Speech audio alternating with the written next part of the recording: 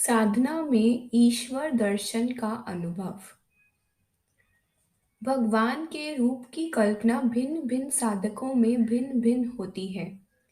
वैष्णव लोग नाम के साथ भगवान के श्री कृष्ण, विष्णु आदि रूपों की आराधना करते हैं।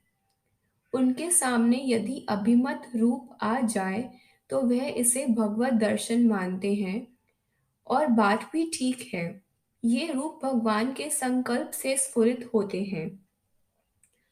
जो साधक भगवान को निराकार मानते हैं, उनके लिए भगवान की अभिव्यक्ति में विश्वास करना जरा कठिन होता है, क्योंकि यदि भगवान प्रकट हो तो किस रूप में?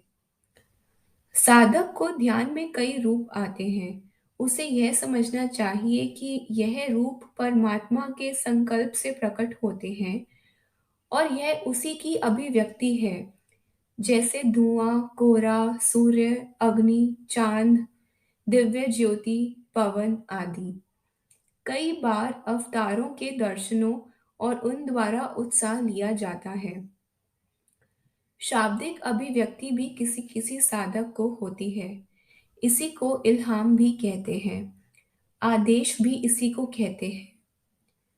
शांत अवस्था अथवा लय अवस्था, सुन अवस्था, निराकार उपासकों को यह अवस्था भी आती है।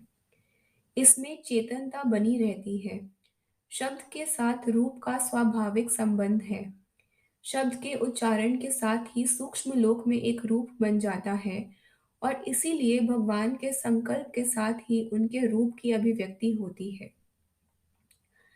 भगवान की समीपता की भी अनुभूति हुआ करती है। प्रतीत होता है कि भगवान हमारे पास है, हमारे अंदर है। यह नहीं समझना चाहिए कि मेरे अंदर कोई विशेष चिन्ह पैदा नहीं हुए तो मेरी अवस्था नीची है।